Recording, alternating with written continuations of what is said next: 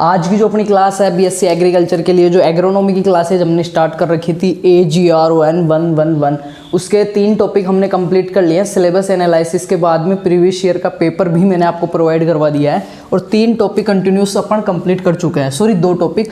आज का जो अपना टॉपिक है वो है 3rd and 4th, lecture number 3 और 4 दोनों टॉपिक्स को एक बार में देखने वाले हैं। मेन जो अपना टॉपिक है वो किसके बारे में, सीड के बारे में। क्या है सीड, जिसको बोलते हो आप बीज बोलते हो, जो एग्रीकल्चर के लिए सोइल के बाद में जो आपकी लैंड है, मृदा, जो मृदा है उसके बाद में जो मूलभूत चीज़ चाहिए भाई, अपने पास सोइल आ गई, उसके बाद में सिंचाई, उर्वरक, खरपतवार जो भी है, आपके बीजोपचार की विधियां हैं, सारा कुछ जो भी बाद की जो मैकेनिज्म क्रिया है वो सारी अपनी द्वितीय का आवश्यकता में आती है। फर्स्ट में क्या हो गया, अपने पास मृदा है, अपने को कृषि करनी है, एग्रीकल्चर करना है, तो अपने को क्या चाहिए, सीड चाहिए। तो सीड जो है अपने लिए बहुत ही आवश्यक, एग्रीकल्चर वालों के लिए बहुत ही मेन मुख्य चीज़ है।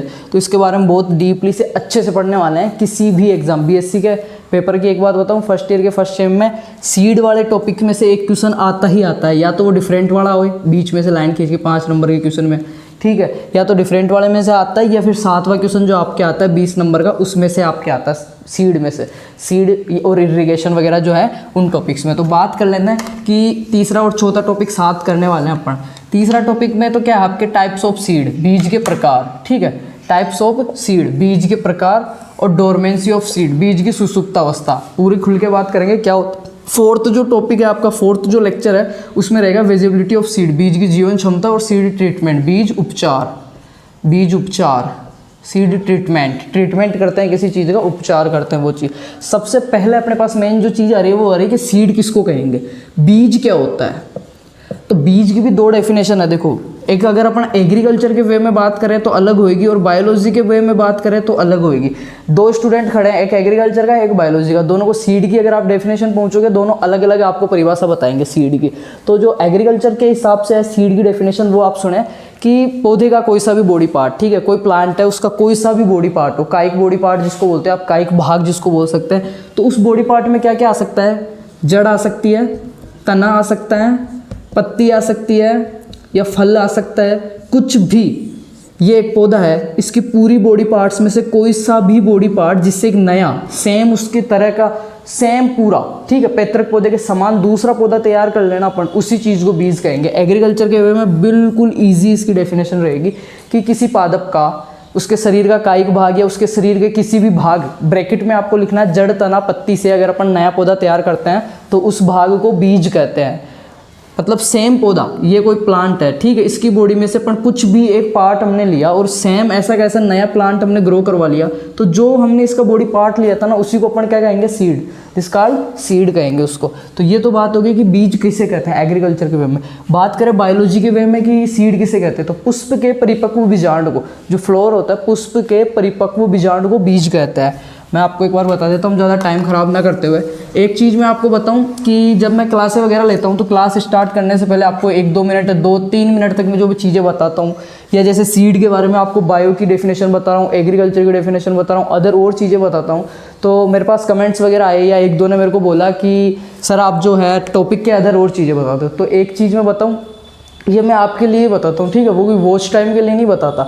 ऐसा तो है नहीं कि सीड पढ़ा रहा हूँ मैं और आपको यहाँ पे कल CID में क्या देखा, बिग बॉस में क्या हुआ, वो चीज़ बता रहा हूँ, वो चीज़ नहीं है। और ये क्यों बताता हूँ उसका रीज़न सुन लो आप, कि आपकी जो BSc की जो कॉपी आती है ना 22 पेज की आती है, ठीक है, 22 पेज की आती है, थ्योरी वाला पेपर है। ऐसे नहीं कि आपके OMR सीट आएगी, आपको टिक मार के आना है, 1 लाइनर क्वेश्चन है तो मैं आपको डायरेक्ट सटीक जानकारी दूँ, थ्योरी आएगी। और जैसे 7वां क्वेश्चन है तो उसमें बोलते हैं कि आपको इसका उत्तर देना है 2 से 2.5 पेज के अंदर।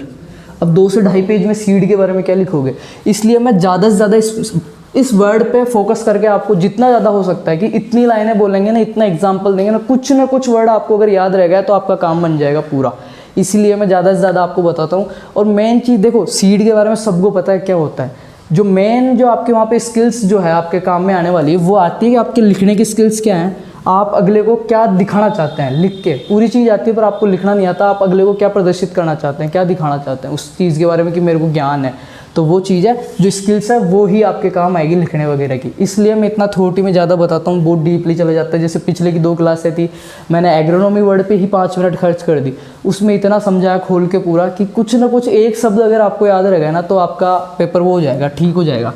तो थ्योरी पेपर है इसी वजह से। अगर अपनी क्लासे अभी सुपरवाइजर के लिए या किसी वन लाइनर जो OMR वाले आते हैं कंपटीशन एग्जाम के लिए होती है, तो एक अलग लेवल से क्लासेज अपन करते हैं, क्योंकि मैं पहले जेट वालों को पढ़ाया था तो मेरे को पता है।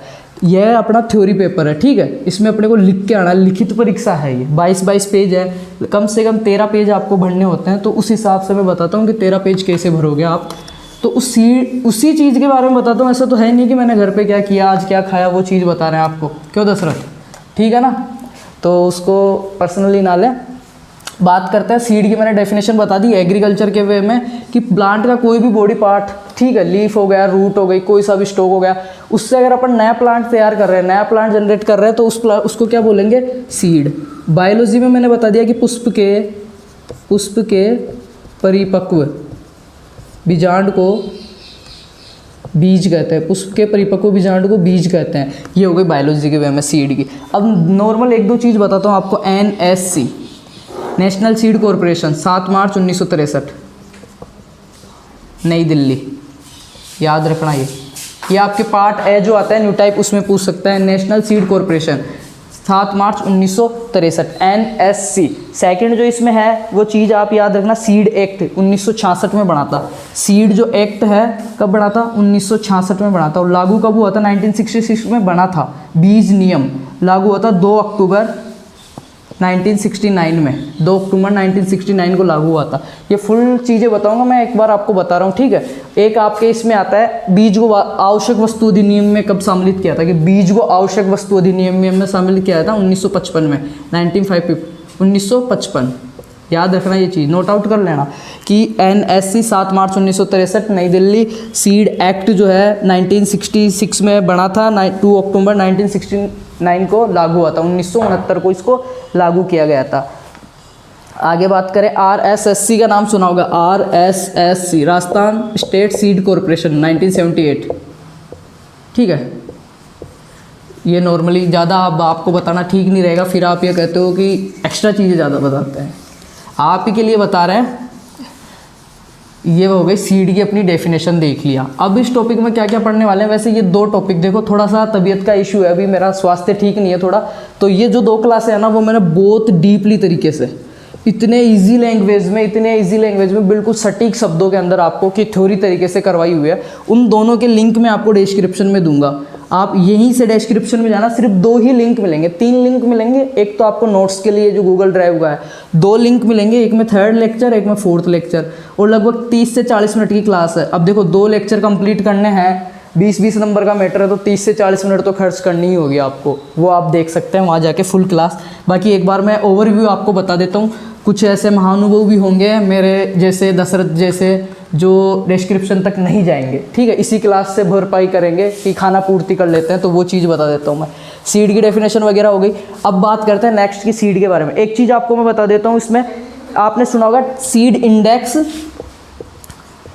इंडेक्स और टेस्ट वेट, 2 चीज़ होती है, सीड इंडेक्स और टेस्ट वेट। इसमें क्या होता है, इसमें अंतर पूछ लेता है या न्यू टाइप में आता है। एक सीधा सा याद रखना अपने को, सीड इंडेक्स, सी से 100 आ रहा है, ठीक है, ऐसे याद रखना 100 और सीड, 100 से सीड, ठीक है। सीड इंडेक्स मतलब 100 बीजों का वजन जो होता है ना, 100 बीजों का जो भार होता है, उसको क्या बोलते हैं, सीड इंडेक्स बोलते हैं। और ये किसके लिए लेंगे, जो भी मोटी फसलें, मोटे दाने वाली हैं, जो भारी अनाज है, उनके 100 दाने लेके गिन के, 100 पूरे 100 दाने गिन के उनका जो वेट करेंगे, जो भी वेट आएगा उसको बोलते हैं सीड इंडेक्स। तो सीड इंडेक्स और टेस्ट वेट में अपने को कंफ्यूज नहीं होना। सीड मतलब 100, सीड 100 दानों का वजन, सीड इंडेक्स। टेस्ट वेट में क्या होता है, 1000 दानों का वजन, 1000 दानों का वजन। जो भी बारीक है जो हैं, तो उनका 100 दाने लेंगे तो उनका वजन ही नहीं। जैसे गेहूं सा है, फेलेरिस माइनर आपका है, गेहूं का मामा है, गेहूं सा जिसको बोलते हैं, नकलची खरपतवार है, उसके 1000 दानों का वजन कितना होता है, ओनली 2 ग्राम होता है। अब मैं कहूँ कि गेहूंसा का सीड इंडेक्स निकालो, तो गेहूंसा के 100 बीजों का आप लोगे तो उसका तो एवरेज आपको मतलब पता ही नहीं लगेगा कितना है, बहुत ही माइनर होगा। इसलिए जो बारीक वाले बीज है ना, बिल्कुल महीन, उनके लिए काम में लेते हैं टेस्ट वेट। 1000 दानों का वजन होता है टेस्ट वेट और 100 दानों का वजन होता है सीड इंडेक्स। एग्जाम्पल के रूप में बताऊँ आपको मैं, तो सीड इंडेक्स जैसे चने का होता है 16 ग्राम और मूंगफली का होता है 45 ग्राम। चना साइसर एरिटेनम, चना के 100 दानों का वजन होता है 16 ग्राम और मूंगफली के 100 दानों का वजन होता है 45 ग्राम। अब बात करें सीड वेट की, 1000 दानों का, तो जो चावल है धान उसका होता है 25 ग्राम, चावल के 1000 दानों का वजन होता है 25 ग्राम, और बासमती चावल के 21 ग्राम। बासमती चावल जो आता है वो हल्का आता है थोड़ा, तो उसके 1000 दानों का वजन होता है 21 ग्राम। तो ये दो टर्म्स तो मैंने ये बता दी, सीड इंडेक्स और सीड वेट, जो कंफ्यूज नहीं होना है। सीड इंडेक्स मतलब 100 दानों का वजन, और सीड वेट मतलब 1000 दानों का वजन।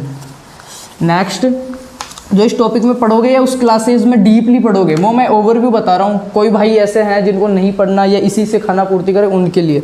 इसके बाद में आपके पास आएगा, ये दोनों होने के बाद उत्तम बीज के गुण, ठीक है, या उत्तम बीज, बीज किसे कहते हैं वो देख लिया। अब बेस्ट सीड कौन सा रहेगा, उत्तम बीज। तो उत्तम बीज किसको कहेंगे, नॉर्मली जो यार सामान्य बीज से अच्छा लड़का कौन होता है, ठीक है, अच्छा स्टूडेंट कौन होता है, जो एवरेज जो स्टूडेंट है उससे अधिक अपने को कुछ दे, अधिक मार्क्स लाए, अधिक वो हो, मतलब सिंसियर हो, उसको बोलेंगे ना। तो सेम बीज में भी वो ये उत्तम बीज क्या कहलाएगा कि जो एक तो उसकी मुख्य जो है उसकी आनुवंशिक शुद्धता अधिक होनी चाहिए, आनुवंशिक शुद्धता, जो जेनेटिक प्योरिटी है वो अधिक होनी चाहिए, 99% से अधिक। फिर आता है फिजिकल, भौतिक शुद्धता, भौतिक शुद्धता उसकी 98% से अधिक होनी चाहिए। आनुवंशिक शुद्धता में क्या होता है, जैसे गेहूं की किसी किस्म में है रास 3077 है, तो इसमें इसी के बीज होने चाहिए पूरे, दूसरी किस्म का नहीं मिलना चाहिए, फिर वो क्या होएगा, आनुवंशिक शुद्धता उसकी खराब हो जाएगी, आनुवंशिक रूप से अशुद्धि आ जाएगी। भौतिक शुद्धता किसको बोलते हैं, जो अपन आंखों से देख सकते हैं, ठीक है। मैं इतना जल्दी इसलिए बता रहा हूँ, इसकी जो प्रॉपर जो क्लास है ना पूरी, वो डिस्क्रिप्शन में है, दोनों क्लासेस, दोनों सीड की, बहुत अच्छे से बिल्कुल लेंथी, ठीक है। तो मैं यहाँ पे थोड़ा सा ओवरव्यू बता रहा हूँ कि टॉपिक में पढ़ना क्या है अपने को। आनुवंशिक शुद्धता, आनुवंशिक रूप से जो बाहर से आंखों से दिखाई नहीं पड़ती है, दूसरी किस्म के बीज मिल गए या खरपतवार के वो मिल गए। भौतिक शुद्धता किसे कहते हैं, जो आंखों से देखी जा सकती है। जैसे ये बीज की थैली लाया, इसमें कंकड़ पत्थर पड़े हैं या कोई पॉलीथीन का टुकड़ा पड़ा, तो मैं आंखों से देख सकता हूँ फिजिकल रूप से, वो होती है उसकी फिजिकल प्योरिटी, जो कि 90% से कम नहीं होनी चाहिए। और जो ये एक चीज़ और, एक शब्द और आएगा आपके पास, डोकेज। डोकेज, डोकेज क्या होता है, बहुत इंपॉर्टेंट है, पिछली बार पेपर में आया हुआ है। डोकेज किसे कहते हैं, ये मैंने सीड का एक पैकेट लिया है, ठीक है, इसमें ये बीज भरे हैं, बीच में मेरे को एक छोटा सा पत्थर दिखता है। तो ये पत्थर जो दिख रहा है वो क्या किसको प्रदर्शित कर रहा है, पहली चीज़ तो ये चीज़ दिखा किसकी रही है, भौतिक शुद्धता को, जो फिजिकल जो प्योरिटी है उसको दिखा रही है। और जो ये भौतिक अशुद्धता पाई जा रही है, ये जो पत्थर है उसको क्या बोलेंगे, डोकेज।